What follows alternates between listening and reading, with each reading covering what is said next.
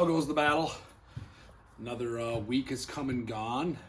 Felt more like June, I would say, now than it ever has. We had some mornings where we actually started. I think Monday I started the day in my Blackfish soft shell Gale hoodie and probably wore it until about lunch. It was comfortable, it was nice, it felt like it should in mid-June. And then of course we warmed back up, saw some days in the 90s.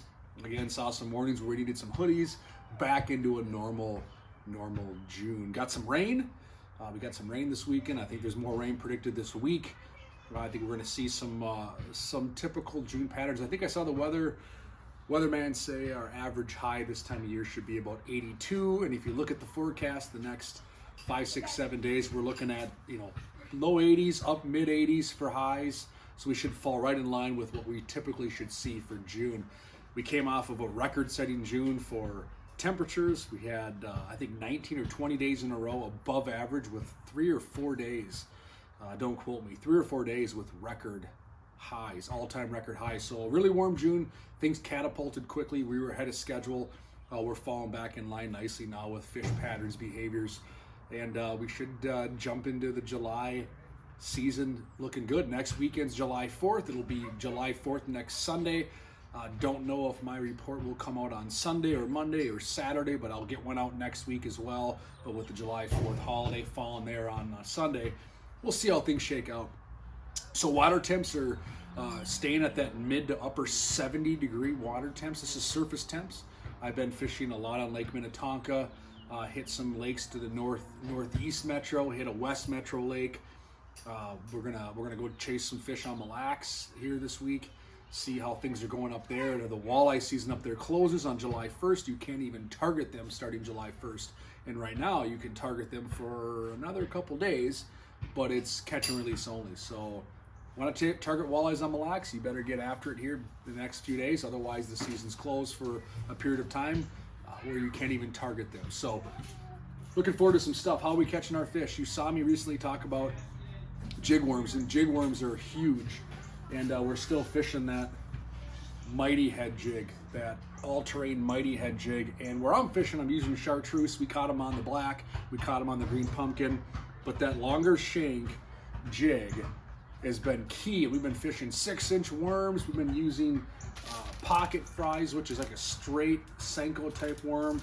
Obviously, the Kamita Senko type worm on this has been catching a bunch of fish. The key to fishing this jig worm, and I was talking to some individuals about this the last few days, because they've been, hey man, I've been using the jig worm, but I still can't crush fish. What am I doing wrong? Well, it's not really always about the presentation you're using, but rather how you're using the presentation. So what I tell anybody is you make that cast onto the weed line. And right now these fish are in like 10 to 16 feet. So you want to position your boat where you can just kind of see the weeds at 18, 19, 22 feet of water, and you're casting in. In a week or so, we're gonna be out casting into 20 to 24, but we're not quite there yet. I'm not seeing the schools of fish, let alone the big fish out there. They're relating to the weeds. So you wanna make a cast, and the second that lure hits the water. So I'm gonna cast out there, let me get a spinning rod here. I'm gonna cast out. Oh, this is just not what we're using to catch them, a bobber and a little jig, but I'm gonna cast out, right? Make the cast, flails open, lure hits the water. I'm gonna pull some line out before I even flick the bail. So lure hits the water, pull some line out, then flick the bail, and I put my rod tip down, and I do nothing. I want that lure to go all the way down to the bottom. That's the key to a lot of misses or not being productive, is people hit the water right away, they flick their bail, they start to work it back to the boat. So what does that lure do? It stays too high in the water column. 90% of my fish are taking that bait, we're talking bass, on the way down. Oh, it flutters down, it goes right down to the bottom.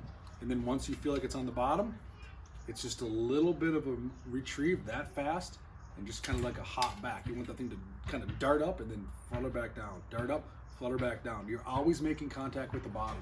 The fish are on the bottom 20% of the water column, and they oftentimes hit it on the fall. So work it back to the boat. It's like you can snap it through the weeds and let that thing come up and let it go. When it comes up, drop your rod tip and let it go all the way down. You're not working it back to the boat like this. That's how you're fishing the jig worm. And it can be super, super effective. and I fish an exposed hook, and a lot of anglers are like, well, why are you doing that? You're snagging weeds. It's okay. I'm using 20-pound braid, and when I whack it good, it rips through those weeds, and oftentimes that triggers a fish.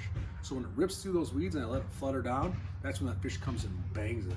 So if I don't get a fish on the initial cast, hits the water, let it flutter down right away, I'll get one ripping it through the weeds, and it'll pull through those weeds. My hooking percentage is better without some kind of gobbledygook weed guard. So I'm using exposed hooks and being effective catching these bass in amongst the weeds. If you're not snagging weeds once in a while, I would probably, unfortunately, tell you you're probably in the wrong spot. So you should be pulling up weeds once in a while, and every once in a while, yeah, you might have to bring it in and clear them out because you can't get them to snap off in the water. That's where you need to be right now to get bit and catch some of these fish.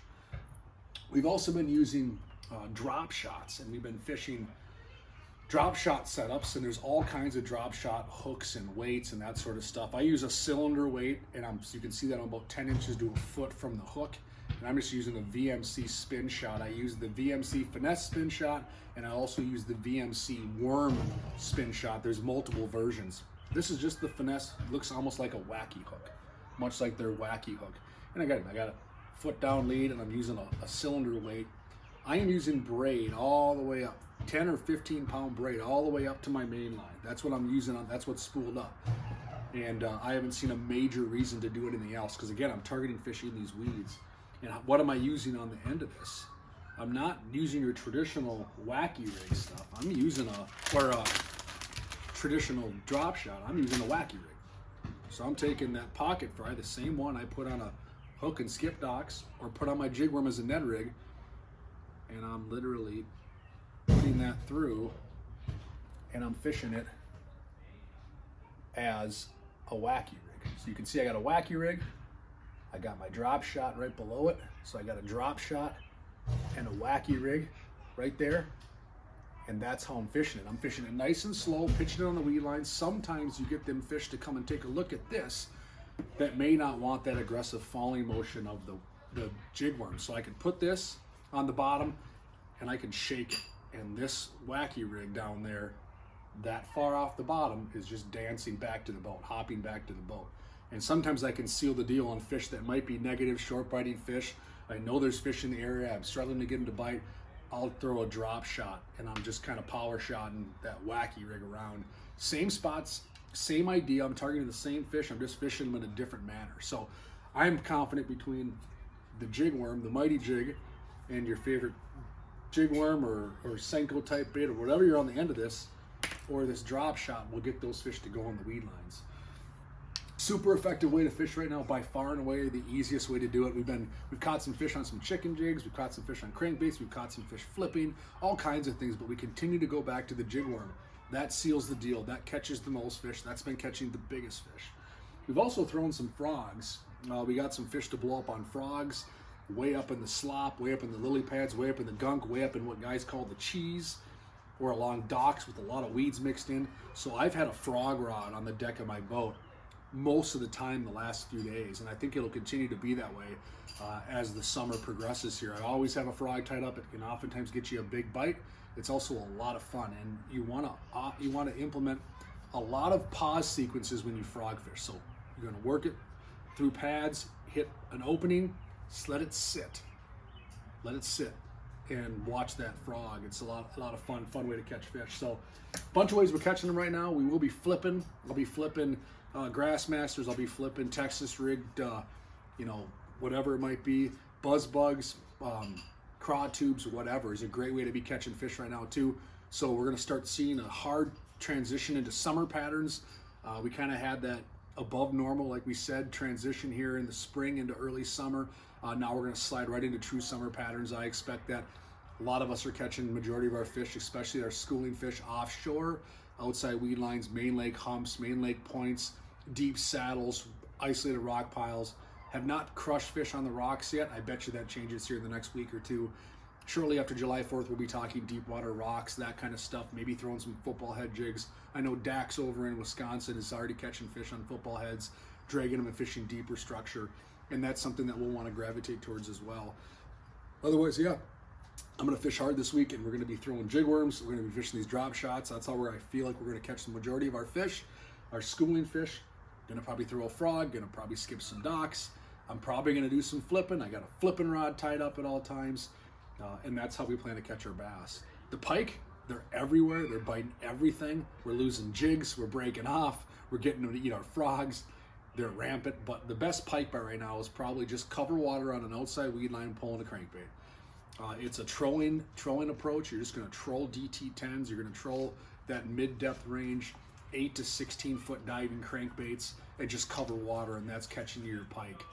Walleyes, I haven't targeted them much, although BJ Brennan, a guide chip, got a 25.5 with a Clam and a jig worm. They're in the same spots as some of these bass. They're just slowing down on how aggressive they are. They're going to be more window fish, so that's why you're catching bass and pike instead. So, but they're kind of located in the same spot. So looking forward to a good week of fishing here ahead of us. We're going to expect to see things continue, and we'll continue to move on. So looking to see water temps stay in those upper 70s. We're looking at an average week here weather-wise. Nothing crazy, not the upper 90s, not the soaking, sweating weather.